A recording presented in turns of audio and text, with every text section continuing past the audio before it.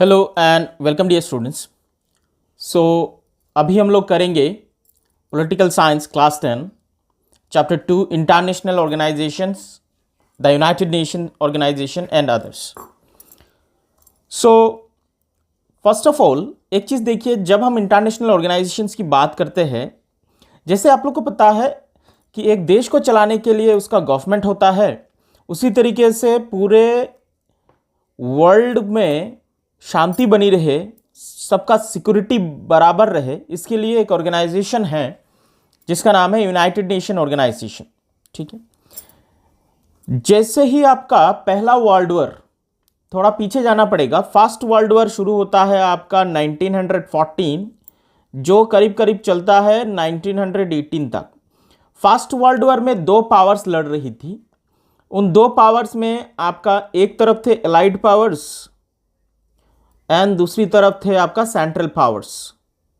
ठीक है, central powers आपका एलाइड पावर्स में थे UK which is Britain, France, Russia and US. आपका सेंट्रल पावर्स में ऑस्ट्रिया हंगरी, उसके बाद आपका जर्मनी, और था ऑटोमन एम्पायर जो प्रेजेंट डे का टर्की है। ठीक है, ऑटोमन एम्पायर। सो जैसे ही वर्ल्ड वॉर 1 खत्म होता है तो पूरे दुनिया को यह लगता है कि ये जो डिवास्टेशंस हुआ था, इससे पूरे दुनिया को बचाने के लिए कोई ना कोई एक इंटरनेशनल ऑर्गेनाइजेशन होना चाहिए। तो पहला जो ऑर्गेनाइजेशन जिसे हम प्रीडिसेसर ऑफ यूनाइटेड नेशन कहते हैं वो है लीग ऑफ नेशन। वो एस्टैब्लिश हुआ था, but league of nation was not successful क्योंकि वर्ल्ड वॉर 2 भी होता है जो 1939 में इट ब्रोक आउट। देखिए, आपका जो वर्ल्ड वॉर 2 है, वो होता है आपका एलाइड पावर में और एक्सिस पावर में। ठीक है, एलाइड पावर में वही आपका यूके, फ्रांस, ठीक है, उसके बाद यूएसएसआर, जो रशिया बाद में यूएसएसआर बनता है जिसे सोवियत यूनियन कहते हैं, उसके बाद था आपका यूएस एंड समहाउ थोड़ा बहुत आपका चाइना भी। ओके, एक्सिस पावर में था आपका जर्मनी, ठीक है, उसके बाद इटली, जापान। ठीक है, तो सेकेंड वर्ल्ड वॉर भी हो जाता है। क्लियर? सेकेंड वर्ल्ड वॉर में जो डिवास्टेशन होता है दैट वाज अनकाउंटेबल डिवास्टेशन, बहुत सारे लोग मरे थे। सो इतने सारे डिवास्टेशन से दुनिया को और वर्ल्ड पॉपुलेशन को बचाने के लिए तब के जो यूनाइटेड स्टेट्स के प्राइम मिनिस्टर थे, उन लोगों ने सोचा कि there must be some organisation ताकि वो दुनिया में ये वर्ल्ड वॉर और ना हो, ह्यूमैनिटी को बचाया जा सके, मानवता को बचाया जा सके। इसके लिए एक इंटरनेशनल ऑर्गेनाइजेशन फॉर्म किया गया जिसका नाम दिया गया United Nation organisation, which was formed on 24 October 1945। पहला 51 कंट्रीज ने इस ऑर्गेनाइजेशन को जो चार्टर था उसको साइन किया and they become the signatory. ठीक है, और इसी के तहत पूरे वर्ल्ड यूएन डे बनाता है 24 अक्टूबर, क्योंकि 24 अक्टूबर 1945 को ही यूनाइटेड नेशन ऑर्गेनाइजेशन की स्थापना हो गई थी ताकि दुनिया में और वार ना हो। अभी हम लोग इस चैप्टर में देखेंगे कि क्या यूनाइटेड नेशन सक्सेसफुल रहा, क्या दुनिया में वार नहीं हो रहा है, how it became successful to curb the devastation of wars. ठीक है, अभी एट प्रेजेंट अगर हम देखें तो एट प्रेजेंट करीब करीब 193 मेंबर स्टेट्स है यूनाइटेड नेशंस के। उसका हेड ऑफिस है न्यूयॉर्क, यूनाइटेड स्टेट्स में। ठीक है, New York United states is the head office. Okay, ये जो आपका यूएनओ है, यूनाइटेड नेशन ऑर्गेनाइजेशन है, ये जो एस्टैब्लिश किया गया है, what were the prime objectives, क्यों एस्टैब्लिश किया गया? जैसे हम भारत को गवर्नमेंट को चलाने के लिए वी आर हैविंग कॉन्स्टिट्यूशन, ठीक है, उसी तरीके से यूनाइटेड नेशन को चलाने के लिए वी हैव यूएन चार्टर, मतलब some rules and regulations which are embedded in it. Clear? UN charter. तो यूएन चार्टर का 111 नंबर आर्टिकल में लिखा गया है कि 111 आर्टिकल, यूएन जो यूनाइटेड नेशन चार्टर जो है उसमें 111 आर्टिकल है, और पहला आर्टिकल में यूनाइटेड नेशन का ऑब्जेक्टिव बताया गया है कि क्यों इसे एस्टैब्लिश किया गया है। पहला कारण, दुनिया में शांति और सिक्योरिटी को मेंटेन किया जा सके, और जितने भी कंट्रीज इसके मेंबर्स है सबके बीच में फ्रेंडली रिलेशन हो, सबको बराबर का अधिकार हो, सब अपने अपने सेल्फ डिटरमाइंड हो, कोई किसी के ऊपर अपना रूल इंपोज ना करे। ठीक है।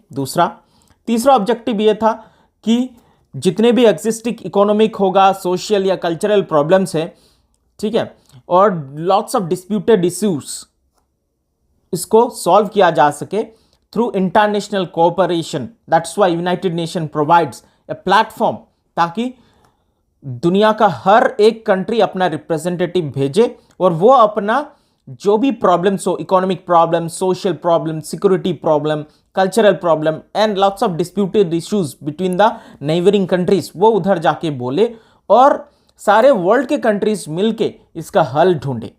एज वेल एज हर एक इंडिविजुअल जो इस धरती पर है वो अपना बेसिक ह्यूमन राइट्स और फंडामेंटल राइट्स एंजॉय कर सके, ये इसका ऑब्जेक्टिव था। ठीक है। जैसे we are having fundamental rights, आपको पता है ना, part 3 of the constitution of India, article 14 से लेकर आर्टिकल 32 तक है फंडामेंटल राइट्स। ठीक है। Now to perform as a centre of excellence, ताकि गुड एंड कॉर्डियल रिलेशन बन सके amongst the countries in order to achieve the aforesaid objectives। मतलब जितने भी ऑब्जेक्टिव्स ऊपर बताया गया है सबको पूरा करने के लिए एक ऐसा कॉमन प्लेटफॉर्म हो जहां पर लोग, हर एक कंट्री अपना रिप्रेजेंटेटिव भेजे, वो आए और डिस्कशन के माध्यम से हर एक प्रॉब्लम का सोल्यूशन निकले। ठीक है। यूनाइटेड नेशन का कुछ प्रिंसिपल्स है। पहला, equal sovereignty of all member countries, मतलब सबका सुप्रीम अथॉरिटी हो, no country should be inferior to other. ठीक है। हर एक कंट्री अपना खुद सॉवरेन हो। जैसे इंडिया का जो कॉन्स्टिट्यूशन है उसमें पहले ही बताया गया है कि we the people of India having solemnly resolve to constitute India into a sovereign, socialist, secular, democratic republic। Sovereign means the supreme authority to rule the country will be held by the people of that country। तो sovereignty, that is sovereignty, किसी दूसरे axis power का imposition ना हो, कोई दूसरा हमें rule ना कर पाए, that is sovereignty, that should be enjoyed by each and every countries। ये यूएनओ का पहला प्रिंसिपल है। दूसरा है कि हर एक मेंबर स्टेट अपना ड्यूटीज एंड रेस्पॉन्सिबिलिटीज परफॉर्म करेंगे as per the UN charter, the rules which what is mentioned in the UN charter. ठीक है। जितने भी मेंबर स्टेट है वो अपने डिस्प्यूट्स सेटल करेंगे peacefully without effecting the international peace, security and justice. अगर डिस्प्यूट है तो वो पीसफुली सेटल करेंगे और कॉमन प्लेटफॉर्म में आकर। ठीक है। In the interest of maintaining cordial international relation, जितने भी मेंबर स्टेट है वो एक दूसरे के अगेंस्ट में कोई फोर्स या थ्रेट यूज नहीं करेंगे, ये प्रिंसिपल है। फिर बताया गया है जितने भी मेंबर स्टेट है, जब भी दूसरे मेंबर स्टेट या यूनाइटेड नेशन जब भी उस हेल्प के लिए पूछता है तो वो अपना हेल्प एक्सटेंड करेंगे and to support the UNO if and when UN ask for. UN charter में यह भी लिखा गया है कि कोई भी member state would extend, no member state would extend help and support to the particular state जो यूएनओ का प्यूनिटिव एक्शन फेस कर रहा है। अगर यूएनओ ने किसी मेंबर स्टेट के अगेंस्ट में सैंक्शन लगाया हुआ है, कोई दूसरा मेंबर स्टेट उसे हेल्प नहीं कर सकता। ठीक है। अच्छा, यूनाइटेड नेशन ऑर्गेनाइजेशन फंक्शन कैसे करता है? जैसे हमारा जो गवर्नमेंट है, भारत का गवर्नमेंट है, वो उसका 3 ऑर्गन से थ्रू फंक्शन करता है, लेजिस्लेचर, जुडिशियरी एंड आपका हो गया एग्जीक्यूटिव। ठीक है। उसी तरीके से यूएन भी फंक्शन करने के लिए UN has 6 organs, general assembly, security council, economic and social council, trusteeship council, ICJ which is international court of justice and secretariat. ठीक है। नाउ जनरल असेंबली जो है वो यूनाइटेड नेशन का सबसे बड़ा ऑर्गन है। यहां पर सारे मेंबर स्टेट मिनिमम 5 रिप्रेजेंटेटिव भेजते हैं। हर एक कंट्री से जनरल असेंबली में 5 रिप्रेजेंटेटिव जाता है हर एक कंट्री से, बट वोटिंग सिर्फ एक ही कर सकता है। एक कंट्री एक ही वोट कर सकता है at the time of voting, क्योंकि प्राइम डिसीजन लेते समय डेफिनेटली वोटिंग रिक्वायर्स। तो यूएन जनरल असेंबली के एक कंट्री का रिप्रेजेंटेटिव 5 हो सकता है, लेकिन वोटिंग एक कंट्री सिर्फ एक ही वोट कर सकता है। और यूनाइटेड नेशन का जनरल असेंबली का जो सेशन होता है वो हर साल में एक बार होता है। क्यों? क्योंकि उसका जो साइज है इतना जाइगेंटिक है, मींस इतना बड़ा है, क्योंकि 193 nations are there those who are the signatory of the UN charter. ठीक है। तो इसीलिए यूएन अपना जो काम है वो डिफरेंट कमिटीज फॉर्म करता है। ऐसा तो नहीं है कि हर एक डिसीजन 193 मेंबर नेशंस आएंगे और हर एक डिसीजन वो साथ में लेंगे। हाँ, हर एक साल में एक बार वो सेशन होता है, हर एक कंट्री से रिप्रेजेंटेटिव आते हैं, वोट करते हैं in favour of the decision और may be in against the decision. Clear? Okay. And in general UN अपना जो जनरल असेंबली है उसका फंक्शन डिफरेंट कमिटीज के थ्रू परफॉर्म करता है। ठीक है। Present united nation secretary general कौन है? एंटोनियो गटरेस, जो पुर्तगाल के नागरिक है। Clear? Security council, it is the most important organ of the UN. आप मान सकते हैं कि सिक्योरिटी काउंसिल के पास ही यूनाइटेड नेशन का मेन जो की है, मास्टर की is in the hand of security council. जब यूनाइटेड नेशन फॉर्म हुआ था तब सिक्योरिटी काउंसिल में 5 परमानेंट मेंबर थे और 6 टेम्पररी मेंबर थे, लेकिन 1963 में 23rd आर्टिकल्स को ऑफ द यूएन चार्टर को अमेंड किया गया और परमानेंट मेंबर तो 5 ही रहे, बट जो टेम्पररी मेंबर थे वो जो 6 के जगह 10 किया गया। ठीक है। टेम्पररी मेंबर को इलेक्ट करते हैं general assembly with the help of election technique, और परमानेंट मेंबर है 5। ठीक है। जो आप ये टेक्निक से याद कर सकते हैं, WFRC से आप यूनाइटेड नेशन के 5 परमानेंट मेंबर्स के नाम याद कर सकते हैं। इसमें है आपका U for United kingdom which is great Britain, उसके बाद U for US, France F for France, R for Russia and C for China. ठीक है। ऑल टुगेदर कोई भी अगर डिसीजन लेना है तो on any important matter, all together 9 members including 5 permanent members of the security council must give their consent, क्योंकि total 10 member है आपका नॉन परमानेंट और 5 है परमानेंट मेंबर, तो टोटल 15 हो गया।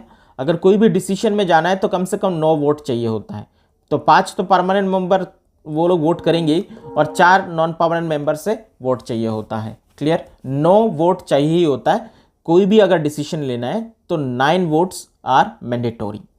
ये जितने भी 5 परमानेंट मेंबर्स हैं इनके पास वीटो है कि अगर कोई एक पर्टिकुलर डिसीजन में नहीं पहुंच पा रहा है, ठीक है, जैसे एक इंपॉर्टेंट मैटर हमेशा सिक्योरिटी काउंसिल के लेकर भारत के लिए आप लोगों को जानना चाहिए कि इसका कोई ऐसे प्रूफ तो नहीं है, लेकिन हाँ, during the Inception only, at the time of Inception of UNO, Bharat को परमानेंट मेंबर सीट ऑफर हुई थी, बट हमारे जो पहले प्राइम मिनिस्टर थे जवाहरलाल नेहरू, लोग ये कहते हैं, ये मैं नहीं कह रहा हूँ, कि लोग ये कहते हैं कि पंडित जवाहरलाल नेहरू ने हमारा जो सीट था वो फेवर किया था चाइना को, और आज चाइना इंडिया को यूनाइटेड नेशन सिक्योरिटी काउंसिल के मेंबर, परमानेंट मेंबर नहीं बनने दे रहा है।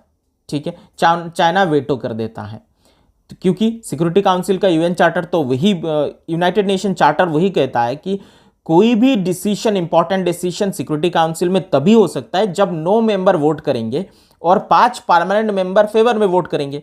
तो अगर इंडिया को परमानेंट मेंबरशिप मिलनी चाहिए कि नहीं, 4 मेंबर भी अगर इंडिया के फेवर में वोट करते हैं तब भी एक मेंबर चाइना वीटो कर देता है और इंडिया को परमानेंट मेंबर नहीं मिलता। आपको याद रखना चाहिए कि India may be the leader of global south. Global south means there are some countries who are not the permanent member of United Nations, still they are having huge economy like Japan, Germany, Brazil, South Africa, as well as India. These are the 5 countries having the potential to become the permanent member of the UN, but they cannot become the permanent member due to the veto power which is vested upon the permanent members of the Security Council as per the UN Charter. ठीक है. Next, economic and social council. जब UN form हुआ था तो उसके member थे 18, लेकिन 1965 में क्या हुआ कि यूएन चार्टर में चेंजेस किया गया और उसको 27 किया गया. फाइनली अभी कितने हैं? 54 मेंबर्स है इकोनॉमिक एंड सोशल काउंसिल के. जनरल असेंबली इसके मेंबर चूज करते हैं 5 साल के लिए और काउंसिल फॉर्म होता है ये economic and social council accordance with the article 55 of the UN charter. ठीक है, वो सारे ड्यूटीज परफॉर्म करते हैं. All international economic, social, cultural, educational, health and other related problems are solved and monitored by the economic and social council of the UN. ठीक है, ये council जो है अपना रिपोर्ट एंड नेसेसरी सजेशन हमेशा general assembly को suggest करता है एंड जनरल असेंबली उसके ऊपर डिसीजन लेता है as per the rules prescribed in the charter. ठीक है. Trusteeship council at present this is not there. Trusteeship council अभी तो है नहीं. आर्टिकल 76 रेफर करता है कि ट्रस्टीशिप काउंसिल फॉर्म होना चाहिए of the UN charter. Trusteeship council इससे बनाया गया था ताकि उसके जुरिस्डिक्शन में हर तरीके का फ्रीडम अटेन किया जा सके. जैसे कि हर एक कंट्री इकोनॉमिक क्षेत्र में, political, social and educational field में फ्रीडम अटेन कर पाए. ट्रस्टीशिप काउंसिल में 3 तरीके के मेंबर्स होते हैं. द कंट्रीज जो उस जुरिस्डिक्शन ऑफ द ट्रस्ट के अंदर आता है. Permanent members of the security council who are not entrusted with the responsibility of the countries under trust. Permanent member भी आते हैं जिसके पास ट्रस्ट का रिस्पॉन्सिबिलिटी ना हो. और द मेंबर्स जो जनरल असेंबली इलेक्ट करके देता है, जो 3 साल के लिए ही ट्रस्टीशिप काउंसिल के मेंबर्स बनते हैं. बट एट प्रेजेंट आपको याद रखना चाहिए trusteeship council is not functioning. ठीक है. इंटरनेशनल कोर्ट ऑफ जस्टिस जिसे आईसीजे कहा जाता है, ये it is the judicial organ of the UNO. इसमें जब यूएन फॉर्म हुआ था तो 15 जजेस थे. हर एक member states of the UNO इसके मेंबर्स हैं. इसका मेन फंक्शन है क्या कि इंटरनेशनल डिस्प्यूट को रिजॉल्व करना. कोई 2 कंट्री के बीच में डिस्प्यूट है उसे आईसीजे में रिजॉल्व किया जाता है. कोई एक बंदा है जैसे भारतीय कुलभूषण यादव का केस आप मान सकते हैं. कुलभूषण यादव जो ये माना जाता है अभी भी पाकिस्तान के जेल में बंद है. उसे पाकिस्तान ने पकड़ लिया था ऑन द चार्ज ऑफ एस्पाइनेज, जासूसी के चार्ज में उसे पकड़ लिया था. बट भारत ने डिप्लोमेटिकली बहुत ट्राई किया, अभी भी ट्राई कर रहा है ताकि कुलभूषण जाधव को छुड़ा सके. इसलिए भारत कहा गया आईसीजे में गया पाकिस्तान के खिलाफ लड़ने के लिए. ठीक है. रिसेंटली अगर आप लोग करंट अफेयर सुनते हैं तो आपको पता होगा भारत के 8 जो एक्स नेवी ऑफिसर्स थे उनको ओमान की सरकार ने फांसी की सज़ा सुनाई थी. बट भारत आईसीजे में गया और उसको अच्छे से लड़ा, अपना पक्ष रखा. फिर सबको ओमान की सरकार ने बाइज्जत बरी कर दिया और सारे एक्स नेवी ऑफिसर्स भारत लौट चुके हैं. ठीक है. सो जितने भी इंटरनेशनल डिस्प्यूट्स है वो आईसीजे में सॉल्व किया जाता है. आपको पता होगा शायद भारत के एक जज भी आईसीजे के जज हैं, इनका नाम है दलवीर भंडारी. ठीक है. सेक्रेटेरिएट ये एक्चुअली ऑफिशियल वर्क्स आप बोल सकते हैं कि कोई भी एक ऑर्गेनाइजेशन है उसको ऑर्गेनाइजेशन रन करने के लिए definitely there must be an office. तो ये सिस्टम ऑफ ऑफिस जहां पर है ये सेक्रेटेरिएट है यूएनओ का. ठीक है. इसमें सेक्रेटरी जनरल होते हैं और अदर स्टाफ्स होते हैं. सेक्रेटेरिएट वो जितने भी यूएनओ का जनरल असेंबली बोलिए और आपका सिक्योरिटी काउंसिल बोलिए जितने भी डिसीजन लेता है उसका इम्प्लीमेंटेशन का काम सेक्रेटेरिएट का होता है. आर्टिकल 97 के हिसाब से जनरल असेंबली जो है वो सेक्रेटरी जनरल को अपॉइंट करता है with the recommendation of security council. Security council secretary general का नाम रिकमेंड करते हैं, उसको अपॉइंटमेंट देता है जनरल असेंबली। ठीक है, तो जितने भी परमानेंट मेंबर है सिक्योरिटी काउंसिल का वो भी सिग्निफिकेंट होता है in the appointment of secretary general. उनके टेन्योर होता है 5 साल। ठीक है, उसको या उनको री इलेक्ट भी किया जा सकता है। तो पहले यूएन के सेक्रेटरी जनरल थे ट्रिवेल्डन ली जो नॉर्वे के थे, और presently as per this book Antonio Guterres जो पुर्तगाल के हैं। क्लियर? यूएनओ फंक्शन करने के लिए beyond this 6 organs there are some other organs also जिसे एजेंसीज कहते हैं, जिसके थ्रू यूएनओ अपना डे टू डे फंक्शन को परफॉर्म करता है। जैसे आईएलओ है, लेबर ऑर्गेनाइजेशन को देखने के लिए आपके पास आईएलओ है, इंटरनेशनल लेबर ऑर्गेनाइजेशन। डब्ल्यूएचओ है which is world health organisation. उसके बाद आपका है development planning agency of the UNO which is UNDP. United Nation human rights commission which is UNHRC. United Nation international children's emergency fund which is UNICEF. ठीक है, UNICEF से भी हमारे भारत में आईसीडीएस प्रोजेक्ट चलता है। सो आईसीडीएस में यूनिसेफ भी फंडिंग होती है, यूनिसेफ का फंडिंग। आप लोगों ने देखा होगा ना कि आपके आसपास आंगनवाड़ी वगैरह है, तो आंगनवाड़ी आईसीडीएस प्रोजेक्ट के अंदर में आता है, और उसमें थोड़ा बहुत आप मान सकते हैं या कुछ बिगर पोर्शन भी यूनिसेफ से फंडिंग आता है। Clear? UNESCO, United Nation educational scientific and cultural organisation. IMF अगर कोई कंट्री दिवालिया हो जाए, इंसॉल्वेंट हो जाए, मतलब उसका लायबिलिटी बहुत हो जाए, तो उसको ऋण देता है आपका इंटरनेशनल मॉनेटरी फंड। ठीक है, it provides long term loans, long term as well as no, it provides only short term credit, not long term. It provides short term credit to the member countries. short term credit देता है। जैसे श्रीलंका पूरी तरीके से दिवालिया हो गया था, तो श्रीलंका को आईएमएफ ने ही पैसा दिया था। भारत को भी लोन मिला था आईएमएफ के द्वारा 1991 में, जब हमारे प्रधानमंत्री थे PV Narasimha Rao. Food and agriculture organisation which is FAO. UNO and the world piece.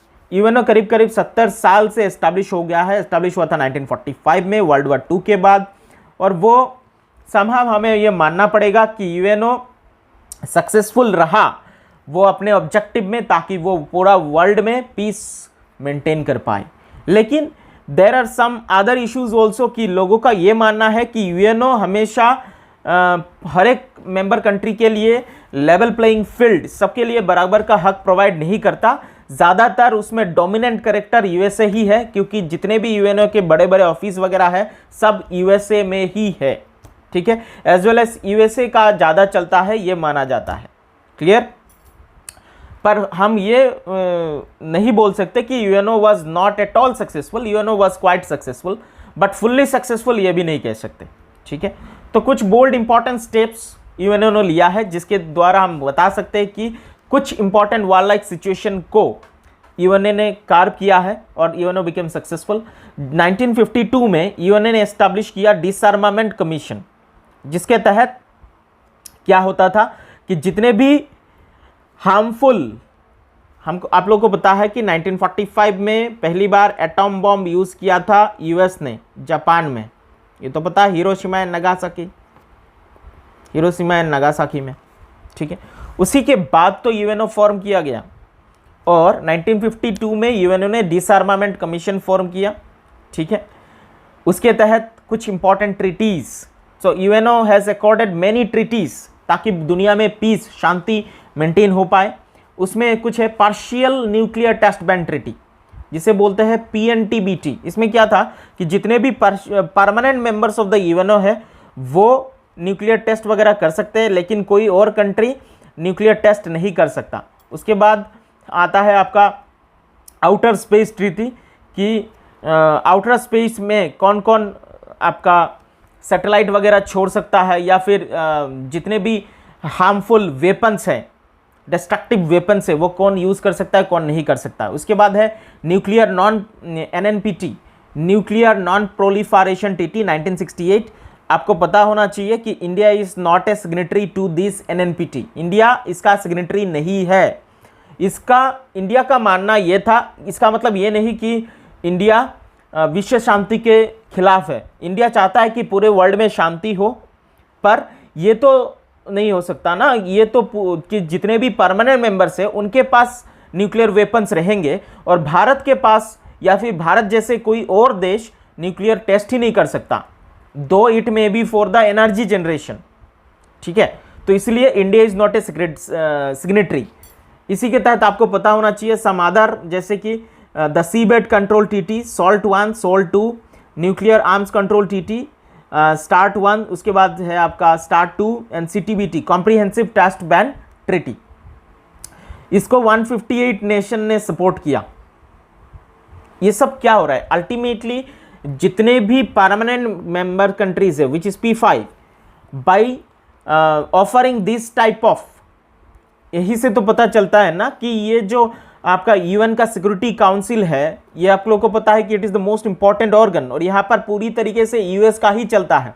US चाहता है कि P5 कंट्रीज के पास तो सब कुछ हथियार वगैरह हो और वो लोग जब भी किसी दूसरे कंट्री को ज़रूरत पड़े वो लोग बेच पाए और मुनाफा कमाए, पर कोई और दूसरा कंट्री किसी भी तरीके से न्यूक्लियर टेस्ट नहीं कर सकता। ठीक है, लेकिन भारत इसका सिग्नेटरी नहीं है। भारत ने 1974 में पहली बार ऑपरेशन स्माइलिंग बुद्धा चलाया था, आप लोग को याद रखना चाहिए, operation smiling Buddha, smiling Buddha. ठीक है, तब इंदिरा गांधी प्राइम मिनिस्टर थी, पर US ने सैंक्शन लगा दिए। इसके बाद इंडिया ने और न्यूक्लियर टेस्ट नहीं किया, लेकिन 1997 1998 India became successful when India ने पोखरण दैट इज ऑपरेशन शक्ति, याद रखिए, पोखरण में पहली बार न्यूक्लियर टेस्ट किया and India became a nuclear powered nation because India को न्यूक्लियर पावर नेशन बनना ज़रूरी है।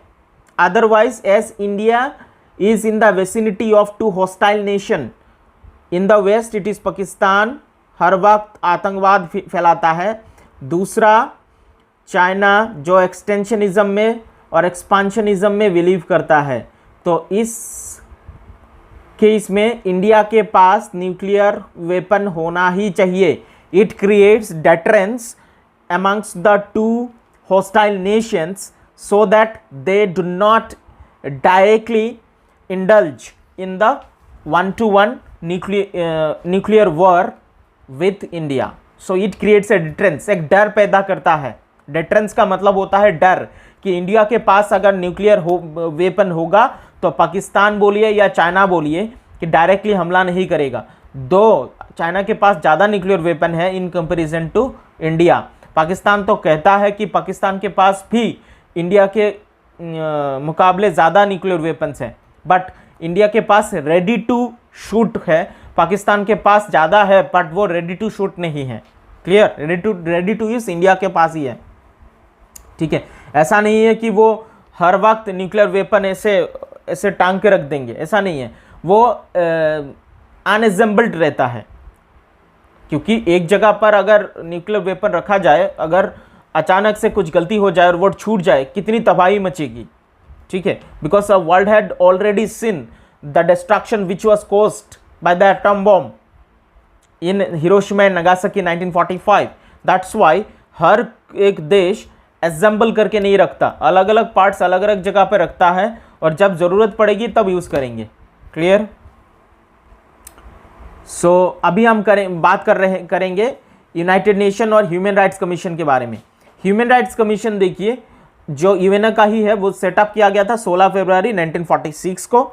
द परमानेंट ऑर्गेनाइजेशन है जो सिक्योर करेगा पूरे वर्ल्ड में जितने भी लोग हैं सबके fundamental and human rights. Human rights क्या है? Right to live, right to breathe, right to food, right to live with dignity, right to wear proper clothes, यही तो है, right to education, these are human rights only, right to shelter, clear, right to profess, practice and propagate the religion as per the own choice, these are fundamental rights, also these are basic human rights too, clear. So at the inception जब UNHRC establish हुआ तब 18 member थे, 1962 में वो 21 हो गए, 1993 में वो 53 हो गए.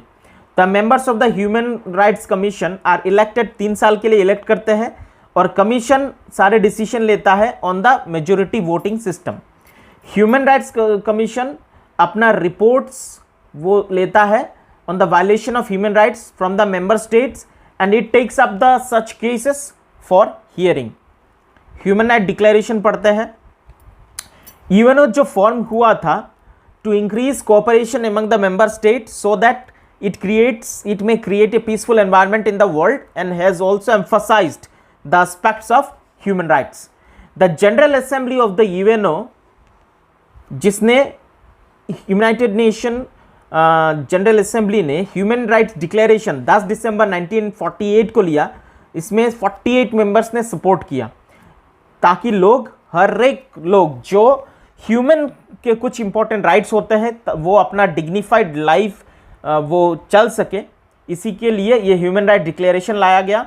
इसी के तहत हर साल 10 दिसंबर को world human rights day celebrate किया जाता है through out the world, clear. Human rights declaration में एक प्रीएम्बल है जिसमें 30 आर्टिकल हैं. उसका मेनली 2 पर्पस है. पहला कि जितने भी राइट्स ऑफ द पीपल है वो सारे इस डिक्लेरेशन में आ जाए. दूसरा, जितने भी member states of the UNO है they give recognition to these rights which have been mentioned in the human rights declaration, clear. ये मानना आपको नोट वर्दी है कि जितने भी ह्यूमन राइट्स मेंशन्ड है have brought certain limitations to the powers and functions of the member states of the UNO. State का पावर को curtail करता है human rights, because the rights which are guaranteed to the fundamental rights as fundamental rights in the Constitution of India as well as human rights in the UN Charter, वो state के power को curtail करता है. समझे कि नहीं? नहीं तो स्टेट तो आर्बिट्री हो जाता. सरकार किसी को भी, पुलिस का वर्दी पहना हुआ व्यक्ति किसी को भी कभी भी अरेस्ट करके डाल देता जेल में, कौन करने वाला था. लेकिन ये ह्यूमन राइट्स और फंडामेंटल राइट्स ही है जो आप पुलिस को ये सब करने से रोकता है, ये सब करने से रोकता है, clear. Right against arbitrary arrest, article 20, article 20, ठीक है. नो डबल जियोपार्डी, ये भी लिखा गया है. No double jeopardy, that is for the single offence a same person can not be sentenced twice. एक ही अपराध के लिए किसी एक व्यक्ति को 2 बार सजा नहीं दी जा सकती. ये डबल जियोपार्डी है, आर्टिकल 20. रॉन्गफुल डिटेंशन नहीं कर सकता पुलिस, ये article 20 of the constitution of India. So ये सब क्या है? ये कॉन्स्टिट्यूशन ऑफ इंडिया तो बहुत बाद में बना है, ठीक है. ये सब क्या है? 1948 में आपका आ गया था ह्यूमन राइट्स. तो जितने भी हमारे कॉन्स्टिट्यूशन मेकर्स थे उन्होंने इसे भी फॉलो किया होगा. सो हमारे जो फंडामेंटल राइट्स है वो ही आप मान लीजिए human rights of the UN है. जो यूएनएचआरसी में आपका ह्यूमन राइट्स है, it is actually equivalent to the fundamental rights guaranteed in the part 3 of constitution of India, clear. National human rights commission of India, human rights मतलब जहाँ जहाँ violation होता है उसको रिपोर्ट करने के लिए, इसके ऊपर एक्शन लेने के लिए एक कमीशन है जिसका नाम है नेशनल ह्यूमन राइट्स कमीशन. 1966 में यूएनओ ने अडॉप्ट किया एक रिजोल्यूशन जो उसने सजेशन दिया कि हर एक मेंबर स्टेट को अपने स्टेट में एक ह्यूमन राइट्स कमीशन फॉर्म करना चाहिए. इसी के तहत 1970 में human rights commission of the UNO ने परस्यू किया कि forming human rights commission is all the member states seriously and according to the UN proposal in this regard was put forward to all the member states. 1993 में human rights commission conference हुआ Vienna में. The issue of forming human rights commission in each UN member state, फिर से बताया गया। As a result human rights commission form किया गया in the member states to secure and protect the human rights in the respective states. 28 सितंबर 1993 में हमारे भारत के जो प्रेसिडेंट थे उन्होंने एक ऑर्डिनेंस के तहत national human rights commission of India को फॉर्म कराया। 18 दिसंबर इन द सेम ईयर एक बिल टेबल किया गया पार्लियामेंट में in place of the ordinance. आपको पता है कि हमारे जो राष्ट्रपति होते हैं प्रेसिडेंट, वो भी लॉ बना सकते हैं, ठीक है। He can also make laws, उसे बोलते हैं ordinances, but it will remain in effect only 6 months, 6 महीना रहेगा। And after which the parliament needs to make a law according to the legal expertise and based on the subject of the ordinances which was so made, ठीक है। in accordance with this national human rights commission, state human rights commission भी setup किया गया। ये जो national human rights commission है, इसके जो चेयरमैन होंगे वो सुप्रीम कोर्ट के रिटायर्ड चीफ जस्टिस होना चाहिए। आप लोगों के लिए एक टास्क है, टास्क ये है आपको बताना है कि present CJI chief justice of India कौन है, ये क्वेश्चन मार्क। क्लियर? नेक्स्ट, एक मेंबर होंगे जो सर्विंग होंगे या फिर सुप्रीम कोर्ट के रिटायर्ड जज होंगे। अनदर मेंबर होंगे वो सर्विंग हो सकते हैं चीफ जस्टिस किसी हाई कोर्ट के या फिर रिटायर्ड चीफ जस्टिस ऑफ किसी हाई कोर्ट के। 2 अदर मेंबर होंगे, दे आर फ्रॉम दोज जिनका नॉलेज हो या एक्सपीरियंस हो on the human rights activist as activist, मतलब ह्यूमन राइट्स एक्टिविटीज के ऊपर उनका नॉलेज हो as the human rights activist, ठीक है। In addition chairman of national minority commission, chairman of scheduled tribes and scheduled caste national commission, as well as chairman of national commission for other backward classes, जो यहाँ पर लिखा नहीं है, national women's commission shall be the members of national human rights commission. The president of India appoint करते हैं all the members of the commission 5 साल के लिए, ठीक है।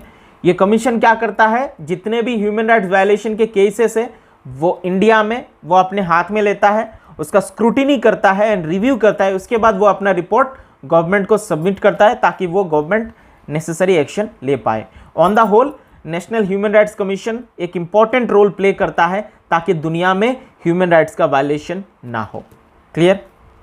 एक चीज़ मैं बताना चाहता था कि हम लोगों ने पढ़ लिया कि यूनाइटेड नेशन लगभग सक्सेसफुल था अपने कॉज में ताकि वो दुनिया में वर्ल्ड पीस मेंटेन कर पाए, बट हम उसका थोड़ा निगेटिव बताएंगे अभी कि it is not quite successful, क्योंकि ये 2 साल से ऊपर हो चुका है। रशिया यूक्रेन का वार अभी भी चल रहा है, रशिया यूक्रेन में वार चल रहा है, ठीक है। और आपको पता है गाज़ा एंड इज़राइल के बीच में वार चल रहा है, इवन इन लेबानन के बीच में वार चल रहा है, ठीक है। हिजबुल्लाह, गाज़ा में आपका है हमास जो टेररिस्ट फ्रंट है हमास, लेबानन में आपका है हिजबुल्लाह, इसके अगेंस्ट में इजराइल लड़ रहा है। तो जाने तो उधर भी जा रही है, क्या उधर लोग नहीं रहते, क्या उधर बच्चे नहीं हैं, स्कूल में भी बम गिरा रहा है। हाँ, हमास ने जो किया इजराइल के नागरिक को किडनैप करके वो गलत था, बट अब इजराइल जो कर रहा है वो भी गलत है। अगर ह्यूमन राइट्स प्रोटेक्ट करना है, किसी एक का प्रोटेक्शन से नहीं चलेगा, दुनिया में सबका ह्यूमन राइट्स प्रोटेक्ट होना चाहिए, ठीक है। इवन बांग्लादेश में जो हो रहा है, क्या उधर ह्यूमन राइट्स वायलेशन नहीं हो रहा है? अगर तो यूएन चुप क्यों है?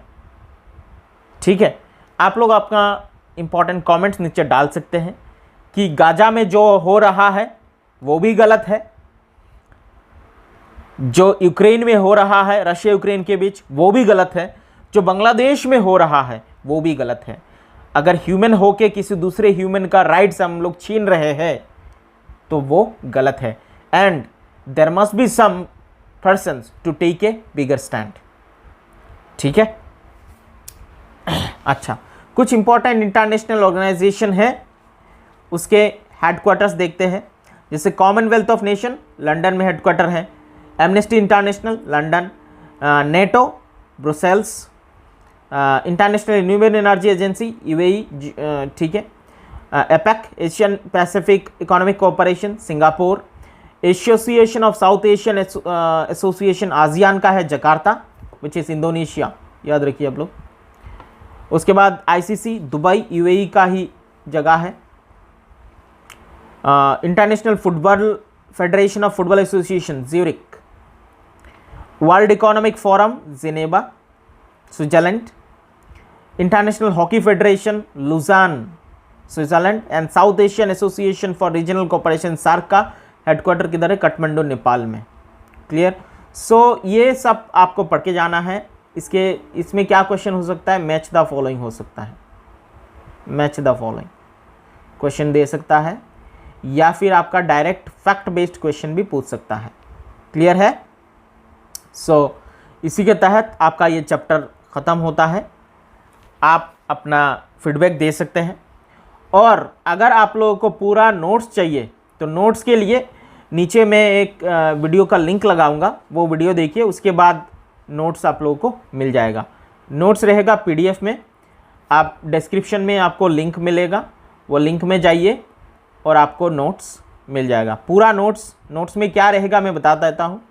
आपको एमसीक्यू मिलेंगे, एक model question, MCQ model and additional question मिलेगा, additional question as well as जैसे ही आप ये एमसीक्यू वगैरह खरीद लोगे तब आपको और एक डिस्क्रिप्टिव का पूरा कोर्स मिल जाएगा।